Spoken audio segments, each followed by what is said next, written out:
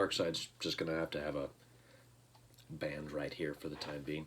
Anyway, oh, hi, I'm Jammer. So, as you can see, behind Darkside, in fact, I'm going to move you over just a little bit, sir. As you can see, there's a small stack of books right next to me. Now, this really isn't that unique. As you can see from this small stack of books, and those stacks of books, and those stacks of books, and those stacks of books, and those stacks of books, and those stacks of books, books are kind of stacked around me at all time. So, what makes this particular stack unique, or interesting, or relevant? These are all the books that were supposed to be this video. So, for example, I recently finished Tilly Walden's On a Sunbeam because a friend of mine who's working on her MLS degree up in Dallas and is working for the Dallas Public Library recommended it. I've had it for about a good solid 2 months. I read it, and oh my god, it's amazing. And then a friend of mine who's pretty close to me actually just put out her first zine called Positively Amiss, which you can actually find on Etsy. I would definitely recommend it. I was actually going to do a quick little video about this, but I didn't. And this video particularly was supposed to be about this collection called Comics for Choice, Illustrated Abortion Stories, History, and Politics. I was set to do this one, but I didn't. And then I was supposed to do 100 Greatest Graphic Novels, the good, the bad, and the epic. But I didn't do that one either. And then recently I finished Robert Crumb, Fritz the Cat. Robert Crumb, he is my guy. I love Robert Crumb. Fritz the Cat is really interesting. But we're not going to talk about it. And then I also feel bad because I knew and I said we were going to talk about individual single issues, which I still haven't done. And it also doesn't help that I just finished reading the first 6 issues of Green Lantern Far Sector. It's a Green Lantern book. It's a person of color in the central story. It's more or less about the Black Lives Matter movement and individual rights and protests. And my God, was there ever a better, more relevant book to read at this time? No. But I'm not going to do it today. And then I thought maybe I can finally take the plunge and do an age-restricted video and talk about this, the pornographic collection Small Favors by Colleen Coover. It's all about lesbian sexuality. I thought about doing all of that. And then I decided, nah, let's just do Clumsy by Jeffrey Brown. So yeah, today's video is about the graphic novel Clumsy by Jeffrey Brown. Now, Jeffrey Brown is somebody you have probably seen if you have gone to a bookstore recently in the last few years, because he has become really prominent as a Star Wars creator. He originally began with 2 small books, Darth Vader and Son, and then Darth Vader and Leia, or at least Darth Vader and Daughter. Basically, he takes Darth Vader and Luke Skywalker or Leia Skywalker, he brings them down into little kids, leaving Darth Vader as an adult, and then basically does a bunch of little cute gimmicky, this is what it's like to be a parent, but in the Star Wars universe. They're cute books, they're sweet books, and it's largely because of those 2 books that Jeffrey Brown has actually gotten several new books published. He's actually working on several different series. I believe the book series he's currently working on is called Jedi Academy. And he has moved from a small independent artist to somebody who is courting a fair amount of sort of like mainstream attention in terms of the children's literature scene and the children's graphic novel scene. And here's the thing. There are some people who are going to give him endless crap for that. But I'm not going to do that because that's not my business. That's not my place. If he wants to make his money that way, he has every right to do so. More power to him. And I like his work. I'm glad he's working. But before Jeffrey Brown made it really big into the sort of Star Wars scene as a graphic novelist, he had really gotten his start as an underground comics, particularly in his hometown of Chicago. Clumsy represents his first real creative effort, or at least the first creative effort he managed to get published that captured a lot of attention. Now again, we're talking about small press. This book in question was actually published, I believe, by Top Shelf Comics. Let me see. Of course, it doesn't have... All right. I could be wrong, but I'm positive Top Shelf Comics is the one behind this. Top Shelf is a small independent comic company. They're the ones behind Lost Girls, a really interesting graphic novel series by Alan Moore, as well as From Hell, another Alan Moore book, which is about Jack the Ripper, as well as tons of small independent works. What's important about the independent comic scene that Jeffrey Brown is working on is it's not the underground comics of the 60s and 70s that guys like Robert Crumb and Art Spiegelman were a big part of.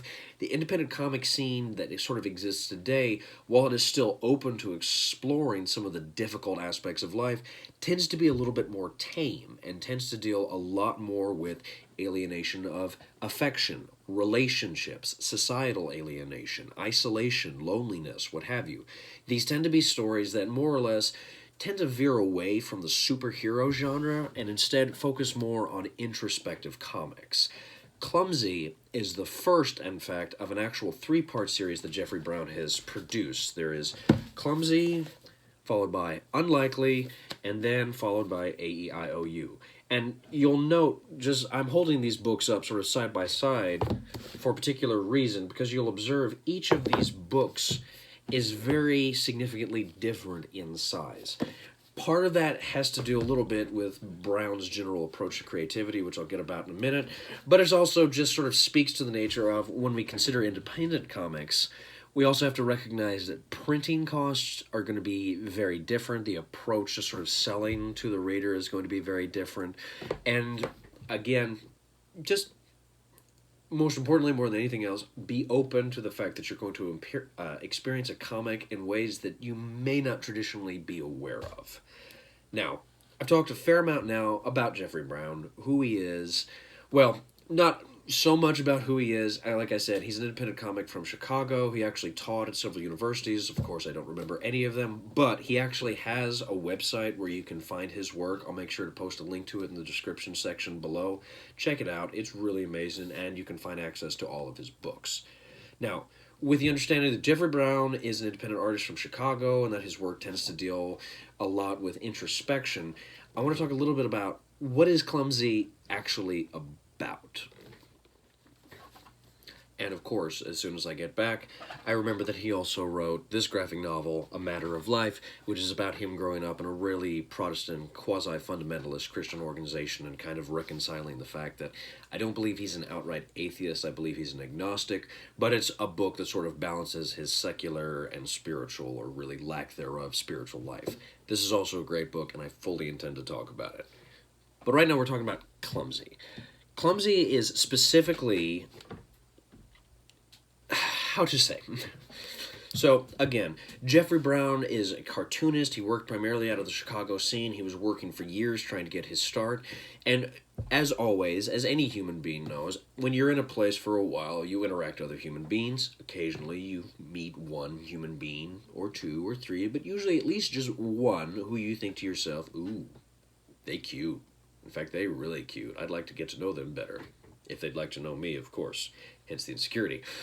Hopefully, and sometimes in the situation, or so I'm told, the person in question goes, ooh, you're cute back. Let's go out. And then, of course, sometimes people do the sex. I'm told there's at least several dates beforehand that will involve coffee, communication, and drafting up of contracts with the presence of lawyers, or at least the last 3 women I asked out on a date told me that. I'm still waiting to hear back from their legal representatives, but until such time, let's focus on Clumsy. The book is essentially about Jeffrey Brown's relationship with a woman named Teresa. And when I say the book is about that, it's important to recognize that I say that very loosely. Clumsy is very much a series of vignettes, or it's a series of small short stories. And I mean that in the purest sense. For example, yes, this 6-panel comic, and I just realized how bright my lights are. I might have to finagle with them a little bit or move out one of the light bulbs. But you can see this story here, She's Strong, is 6 panels long. It's on a short page. The next page is called Warm Spot, 6 panels. This next one here is called Plane's Landing. This one is not 6 panels, it's in fact several pages long, but the very end of it, you then start a new story here entitled The Very First Time I saw Teresa. So basically, what each of these stories are small instances over the course of the relationship. We don't get really anything in the way of a sort of timetable. Basically, what Jeffrey Brown does is he creates a lot of series of small moments between the couples. So in some instances, we see the pair of them fighting. In some instances, we see the pair of them taking care of each other while they're sick. There's multiple instances of the couple just sitting around and then they decide to have sex. There's instances of Jeff going to Teresa's parents' house. There's instances of the pair of them going out to go to a beach or a museum or getting something to eat. The point is that these stories tend to be small, momentary affairs that become more or less a series of just interconnected moments. It doesn't start at the beginning of the relationship and then go all the way to the end. Instead, we get a sort of loose, disjointed narrative. So, the first comic in the book may be right in the middle of the relationship, and then the second comic book could be near the end, or near the very beginning. It doesn't matter. The thing, or the effect upon the reader then, is seeing how this relationship worked. We get the highs, we get the lows, we get the fights, we get the makeup sex, we get the cute little conversations, we get peeing in the ocean when you're together with your partner. We get, hey, I'm feeling horny. I want to give you a blowjob. Okay, why not? So, again, trying to say that this book is specifically about, or that the story is not particularly accurate because what we don't get, or we don't necessarily get a traditional narrative format. Instead, what we get is a series of small stories that ultimately collect into a larger whole. Clumsy isn't just about, hey, we started here and then ended here. In fact, the graphic novel Clumsy tends to really follow more the format of the film Annie Hall by Woody Allen. Now, I know Woody Allen, I know, I get it. The only thing I'll say is that Annie Hall won the Oscar for Best Picture in 1979. It was an important movie. There's still people that are influenced by it today, including visual artists. And the way that film is arranged is the main character, Alvy Singer, is thinking about the breakup he had with his ex-girlfriend, Annie. Over the course of the film, we get small clips from sort of the beginning, the end, and the middle of the relationship. That film tends to follow a more sort of linear narrative format, far more than Clumsy does, but it's very similar to this book in the fact that we get little moments that sort of actively build towards a larger whole. And so it's also important to recognize the fact that these small titles give this book the sort of sensation at first that these are just a series of interconnected, not really connected, or excuse me, just a series of little stories that somehow or another manage to create an overall whole. But I would argue that these small series of little impressions is actually really effective at demonstrating what a real relationship is like. Anybody who's been in a relationship, and I'm told they happen to some people. I'm getting out of a divorce. I know what a relationship is. Come on. Anybody who knows what a relationship is like is it's not just a beginning and a solid end like what you get in a Disney movie or one of the old school Disney movies. No, in fact, most of the time, relationships tend to be long periods of doing nothing with somebody and tending to be pretty relaxed, if it's a good one. And then you're doing stuff together, and then you're kind of doing your own thing. It's, again, a series of small moments that, hopefully, if it's a good one, collect towards an overall positive, or in some certain instances, a series of negative instances that eventually lead to a breakup. Now, Clumsy tends to show the reader a lot of positive moments. Jeff and Teresa really seem to have a real sort of chemistry. It's really only near the end of the book that we really begin to observe something happening to them. And he doesn't necessarily make the entire thing clear. It's clear that on one hand, he suffers from depression and personal insecurities, and that's ultimately what brought about the end of the relationship. However, again, at the same time, it's sort of implied at the same time that Teresa appears to have formed a relationship with another man, and that this ultimately brought about a kind of real poison to the relationship, too. Again, it takes two to tango, it takes two to play poker, it takes two to wreck a relationship. Some partners play a little bit more than others, but never the case, it's there. So, what am I trying to say? Clumsy is a narrative in the fact that we do have a kind of beginning and a kind of end, but really the reader of Clumsy is going to see lots of little stories that take place in the book rather than a sort of long-lasting complex narrative structure. This is a series of small little stories. So in fact, reading Clumsy can actually be a pretty positive experience if you're not the kind of person who wants to sit down and read one solid story. Clumsy can actually be really good because you can sit down and read 10 pages of the book, put it down, and then go do something else. Because again, you're probably going to get 10 one-page stories rather than 10 pages of a larger story. Now, some people aren't going to be into that. I get that. Some people prefer something a little bit more complex. And if that's your thing, sure, go to it. You might, in fact, enjoy A Matter of Life a little bit more. It more or less kind of follows the same format of Clumsy, but it's still pretty interesting. What I would offer to the reader here is that these little small independent stories do begin to feel like an overall effort in and of itself. And so I really would recommend you to try Clumsy if you're more focused on the story aspect than the form aspect. Though the form is probably what's going to trip you up the most about this book, and let's go ahead now and talk a little bit about that. All right. There might be a little bit of extra light. I turned a small lamp on that I have over here, hopefully to sort of make the pages a little bit easier to read, but anyway. So we've talked a little bit about what Clumsy is about. It's about a relationship. It's about the highs and lows of a relationship. It's about when he messed up, when she messed up, and then ultimately it's about the end. And ultimately, I say the word ultimately a lot, at the end of this book, we sort of have seen the overall course of relationship from sort of the beginning to the end, and then all the good and all the bad of it. Now the question then becomes, what does Clumsy contribute to the form of comics? Because again, this channel is really more focused, or I really want this channel to be focused on the form of comics and how it works as a medium. Again, as we've discussed with Understanding Comics, a comic is 2 or more images juxtaposed in a deliberate sequence for a particular aesthetic goal. And one of the things that's really interesting about Jeffrey Brown's form as a comic artist is his style. Again, if this was a Superman book or a Green Lantern book or an Iron Man book or something like that, we'd be really concerned with presenting an anatomically correct version of the human body. But you can see just from a couple of these panels, and it looks like it's getting a little fuzzy on the screen. Don't worry about trying to read it. I'm not going to make you guys try to do that. But hopefully you can see we do not get anything in the way of a realistic portrayal of the human body. And this is not simply oriented in moments of people wearing clothes. You can see even when people are naked, there isn't a concern for what's referred to as anatomical correctness.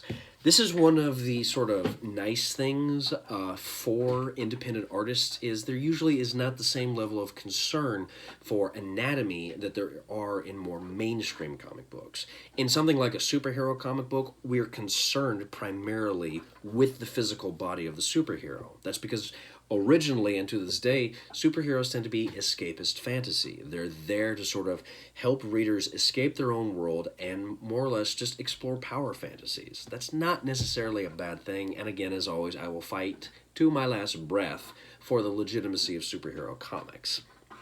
But at the same time, it is important to recognize that independent artists aren't always interested in anatomical rendering because the meat of their book is far more layered in introspection. Jeffrey Brown is trying to show the emotional sides of a relationship and how these little moments create sort of emotional connection with his partner. If you have, say, a moment like this little story, A Leave, it's about 2 pages long. Teresa is having issues. She regularly has instances of stomach aches throughout the book.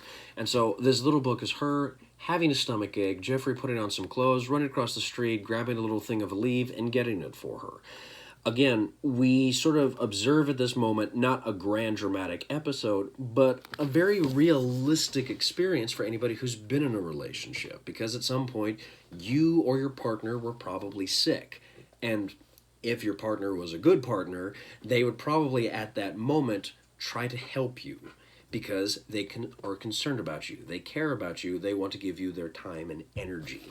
So something like A leave is really an exploration of a little act of human kindness which takes place in a relationship. Now, again, at the same time, one of the interesting things about independent comics as well is you're often able to explore sexuality a little more freely than you are in, say, more mainstream comics. This isn't to say that sex doesn't take place in more, like, superhero comics, because it does. Like, it does. But because those comics are oriented as mass product, the sexuality you're allowed to show and demonstrate is going to be dramatically different than, say, a Tom of Finland book or Clumsy by Jeffrey Brown. Because we observe here at the start of the book, the pair of them are kind of just lounging together and cuddling. The story, or the title of this chapter, by the way, is Laundry. It's one of the little more longer stories. But the pair of them are cuddling and chilling, and you'll see in this panel, Jeffrey Brown is reaching under Teresa's shorts and is obviously, playing with her vulva.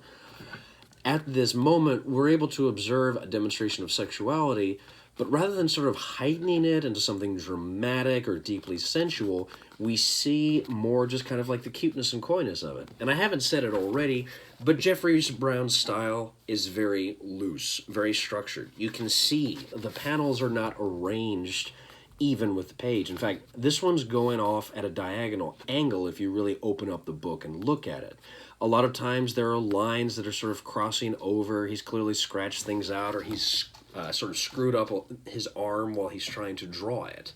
And so what's interesting to me about Clumsy is the fact it's not a polished work the way something like, I don't know, Dark Side #1 is.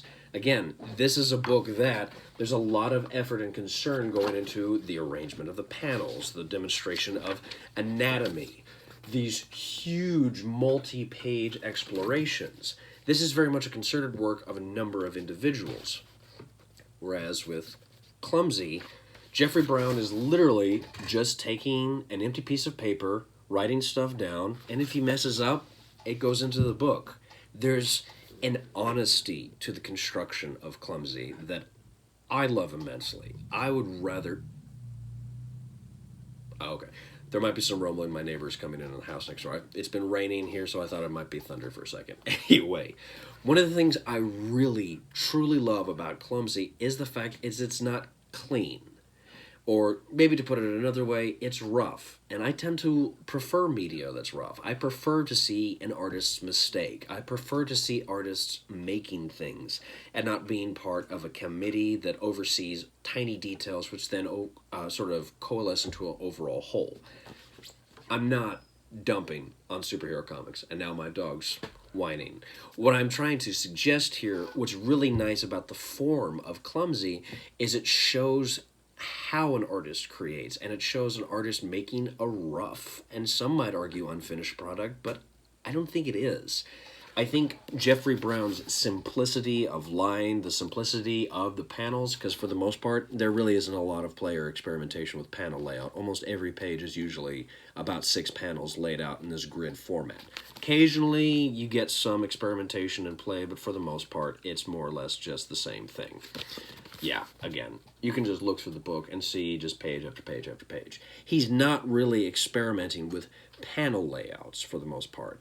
But that's because the meat of the book is the relationship itself, and so he's trying to sort of strip it all down to just these two characters and the way they interact. The form at this moment is pretty simple, but the simplicity of his individual art style, as well as the arrangement of the panels on the page, really force the reader to just focus on the events in question. You have to focus on the characters and the story. And so ultimately, what I find truly interesting about this book is the way it employs the form of comics, or it plays with the form by not doing too much playing with the form, and instead just allows a lot of personal idiosyncrasy to enter into the book. Jeffrey Brown isn't trying to be a great or profound artist. He's trying to just tell a story with a very basic, simple structure. And I think it works. Again, it may not be as complex as some of the other books. It's most definitely not Mobius by any means, but it's not trying to be that. What I really like about Clumsy, and what I would really recommend to readers of comics, lovers of comics, creators of comics especially, is Clumsy is an excellent reminder to pay attention to the presentation of the work. Because yes, you can come up with 30 or 40 different ways to set up panels on a page, but sometimes just drawing 6 squares and putting little squiggle figures in it can be just as aesthetically powerful on the reader.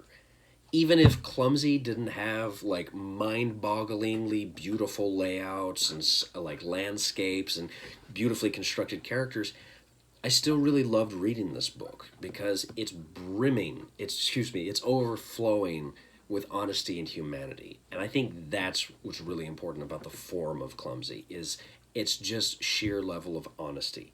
Jeffrey Brown doesn't try to make himself into a hunk. He doesn't try to make Teresa into a babe. He just draws.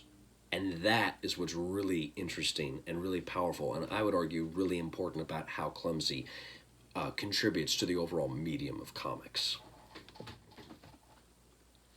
It's really dark in here. Turning off that lamp helped a lot. Helped me realize that. Okay, so I've talked a little bit about what is Clumsy about. It's about a relationship beginning, ending, and then more importantly, all the stuff in between. Rather than focusing on the start of the relationship and the end of the relationship, Brown focuses it primarily on all the little moments that made that relationship what it was. And then in terms of the form of Clumsy, it's a simple book, but it's deceptively simple because that simplicity asks you to focus more and more on what are these characters doing, why is this important, and ultimately, how does this contribute to the form? It contributes by, I would argue, leveling the playing field, because Clumsy offers a reader a chance to recognize that just about anybody can make a comic book. All you really need is a pen and a piece of paper, and you can tell a story. But with these information in hand, why should people care about Clumsy? Understandably, there's a lot of books like this on the market in terms of the independent comic scene. There's a lot of books about human relationships. What I find really interesting about Clumsy is what I said a second ago. It's an honest book. Jeffrey Brown doesn't try to be a great artist or great artist. He tries purely to just sort of fall into his own style and let that speak for itself. The content of the book is interesting, and more importantly, it's approachable, because no matter who you are, you've probably had a relationship that meant a lot to you and it eventually ended. But more important than the fact that it ended is the fact that it happened. It's important to focus on the positive as well as the negative. And instead of trying to form value judgments about the fact that, oh, this relationship was purely bad, oh, this relationship was purely good, it's far more important to recognize that the relationship was. And those moments of being contribute so much to the memories that that relationship gave you over time. So check out Clumsy. I guarantee you, it's worth a read. All right, I think I'm going to end it there. As always, thank you so much for watching these. I tremendously appreciate it. Feel free to like, share, and subscribe, all that jazz. It helps me because I know you're watching these videos and you're enjoying them. Maybe you're not. Maybe you just like to hate watch these, in which case, hey man, whatever. You do you. But please, like, share, and subscribe. It does help. If you have a comment about Clumsy or Jeffrey Brown or just comics that you think you would like to see me talk about, please leave a comment. I can't always guarantee that I'm going to respond right away, but I promise I will take a look at them and maybe take a look at the book you recommend. In terms of Clumsy, as always, check out your local public library. They might have a copy of it. If they don't, they can probably get it to you through interlibrary loan. Definitely check out your local comic book shop first, however, because they might own a copy of it. Clumsy is a little hard to track down because it's a top shelf, which means it's usually going to be a limited run of editions. Usually they're pretty good at keeping some of their books in stock, but again, they're a smaller company. They're not DC or Marvel. They can't just print up a book. Well, then again, there are some DC books that are out of print. We'll get to that at another time. Point is, check out your local comic book shop. They either probably have a copy of it, or they might be able to order you a copy of it. I believe that's it. Oh yes, don't forget also will be a link to Jeffrey Brown's website in the description section below. Check him out. He's a really cool guy, and he's what comics, at least to my mind, really should be about, which is just people making comics.